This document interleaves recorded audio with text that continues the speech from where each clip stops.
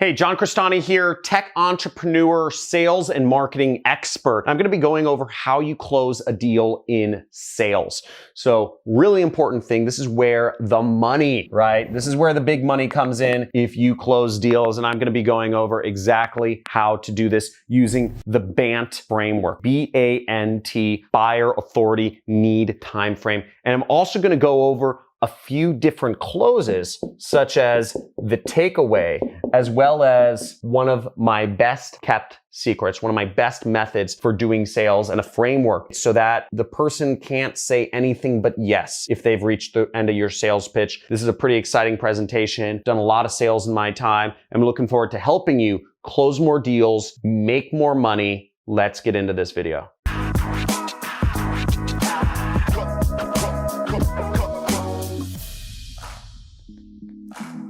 Hey, John Crestani here, online marketer, tech entrepreneur. And my first job was actually doing sales. I was working in a boiler room with mostly guys. Our quota was minimum 100 calls a day. So every day I was pumping out 150 calls a day, right? I'm an overachiever. Don't be lazy, you millennials. And tell me if I call you out. If you're watching this video on your phone, portrait style, and you're sitting there scrolling through the comments, type in I got you. If I got you, flip the phone to landscape mode. Give it your full focus if you really want to learn this information the most. Type in I got you if you got you, and then flip it back to landscape mode. Let's get into this. So first off, buyer. Okay, this is the BANT framework once again, and you can search this online, BANT. But what BANT is, buyer, authority, need, time frame. Why is this important? Well, these are the four main things you need to find out from somebody in order to close them. First off, you need to know, does this person have the money, right? You know, I used to work in investment marketing. The company didn't want to do deals that were under $25,000. Or another way of phrasing that is they only wanted people who could move over at least $25,000 into an investment. So I needed to make sure that the people I was marketing to could spend more than that. If they couldn't spend more than that, it doesn't even matter. So if people don't have the money to spend on your product or service, it doesn't even matter if you're pitching them, if they want it or anything else. They just are disqualified immediately. So always qualify based on money. Another thing is authority. So you want to make sure that somebody has the authority to actually make a decision. Now, for many purchase decisions, we're talking about small beans. Now, if you're selling consumer items online like this hat, which is, 25 bucks, then most people have the authority to purchase it. All they need to do is have a credit card. Authority becomes an issue is if you're selling a business product or if you're selling a more expensive product. You need to make sure that you're selling to somebody who can actually sign on the dotted line, fill out their credit card information if they're interested. So expensive products, this also matters if you are marketing to a broad audience. So for instance, if I'm marketing to people on YouTube, many of the people that are viewing my videos are under the age of 18. So they can't buy anything. Most of them don't have credit cards. If you are under the age of 18, let me know if you have a credit card in the comments. Type in, your age and yes, if you have a credit card, or your age and no. If you don't have a credit card, I'd be interested in knowing how many people under 18 have credit cards. But that's a real thing. Do you have the authority to buy? Next item is the need. Does the person actually need the product you are selling? Do they need it? Do they want it? They don't have any desire for whatever you're selling somebody. If you're in sales, oftentimes maybe you're talking to a gatekeeper type of person, right? First off, a gatekeeper doesn't have authority to make a buying decision. Maybe you're talking to some sort of employee. Maybe they're just wasting time. Maybe they're just talking to you to waste time on the job,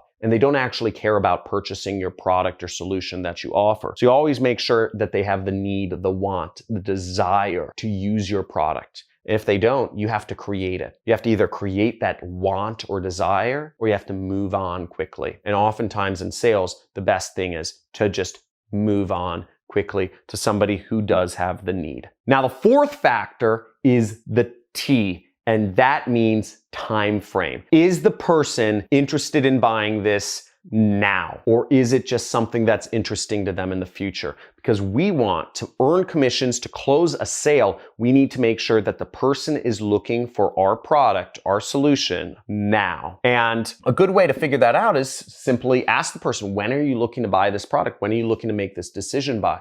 If this is something that the person is saying, I'm really interested, I'm totally willing to buy your product, but it's just not the right time. I'm going to do it by the end of the year. I'm going to do it a month from now. Either you haven't done your job of creating enough desire for that, or you haven't shown them why they need it now. Now, once you've qualified people on all of these things, they are a buyer, check. They have the authority to buy, check. They have the need, want, or desire, check. And they're willing to do it in a reasonable time frame. You are ready to go. Now, if the person still doesn't buy, there's a bunch of different closing techniques. You can Google it. You can Google the term closes, right? Sales closes. But I'm going to only go over one sales close right here, which I believe is the most effective and the least scammy of them all. And it's just the takeaway. I don't like pressure tactics, but the point being, if somebody wants your product, you can just say, okay, maybe it's not a good fit for you. You aren't interested in doing this in the next month. I'm going to work with your competitor or something like that. Just take it away. Say, okay, sir, I'll let you figure it out. I found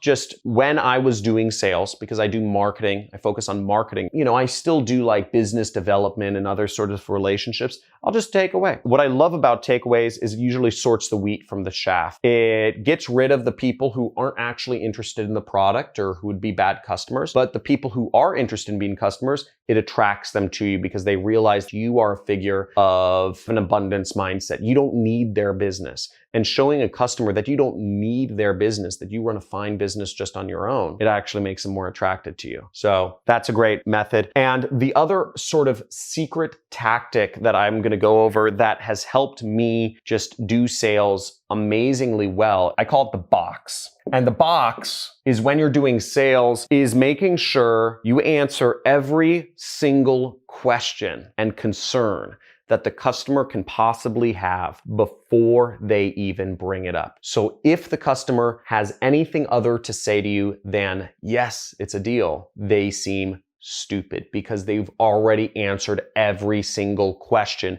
that they could possibly ask. Now, how do we create a box where literally every single reason that a customer can think of is addressed? And the way we do that is we simply address every single objection that the customer can think of. Now, what are reasons why customers don't buy a product or service? Well, we might have, time's not right. We might have customers saying it's too expensive. Down here, we might have another objection that it takes too much time. And what's another objection why people might not buy a typical product or service? They might say they don't trust you. They don't know you well enough yet. So all of these objections, and there could be many more objections in buying a product or a service, but these are sort of broad objections that apply to anything somebody might purchase. You can find ways to address every single one of these objections if you've worked in an industry long enough. They don't trust you. How would you address that objection? Well, you can address that objection by a number of different things. You can block that objection off. You're building a little wall to block that objection off by talking about your credibility. You can talk about your testimonial. So one thing I do, for instance, in my program is people might say, well, they don't know if the product actually works. They don't know if my training course is actually really good. And what I'll do is I'll actually just say, don't listen to me. If you don't trust me, that's fine, but trust the results. And I show them testimonials of some of my students. For instance, just now, check out some of these testimonials of some of my students. That's pretty powerful, right? I have so many students at this point who have gone through my program and making money. It's almost a non-issue. And I've been featured on the news, on Forbes, on Fast Company. I'm a credible person. But again, people don't know that if they've never been exposed to you. Now, if this is your first time being exposed to me, make sure you click the subscribe button, hit the notification bell so you can be aware of future videos. All I talk about is sales and marketing on this channel. Now, another objection you might get for many products is that it's too expensive. And if people are saying that your product is too expensive, then they likely don't know about the other more expensive ways of solving that problem. An example might be for a weight loss pill, right? There are a lot of natural weight loss remedies that work very well, but the public doesn't know about them too well. Most of the public thinks that getting surgery, liposuction, or some sort of lap band or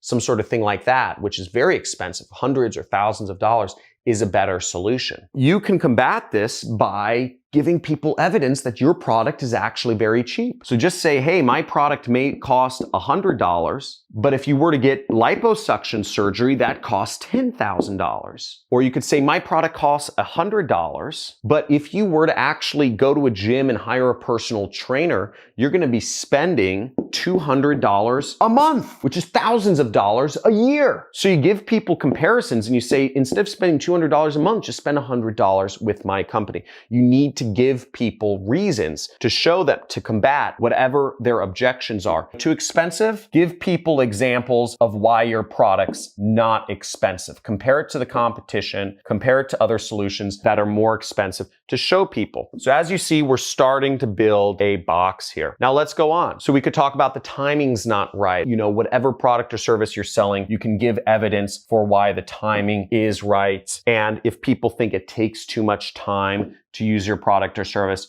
once again, you build a box and you show them why the time is right now. And I always tell people for my product, which is my training course, if you want to do affiliate marketing, you're saying, I'm too late. Affiliate marketing's been around for 20 years now. I got in, 8 years ago, full time, right? I was late to the party, but the best time to start is now. Some people compare it to the gold rush. It's not like the gold rush. The gold rush, there's a finite amount of money in the earth and you have to be the first one to get it out. This is more like the invention of electricity. Electricity was invented 100 years ago and companies are still using electricity, right? All new companies use electricity now. Isn't that interesting, right? So is electricity a fad? If you weren't in electricity business, 100 years ago, do you still have a chance? 100%. Apple, their products use electricity, was started 100 years after electricity was invented. How are they able to compete? Because it just takes over everything. Electricity is a foundational element for business now, and so is the internet. And the best time to get in the internet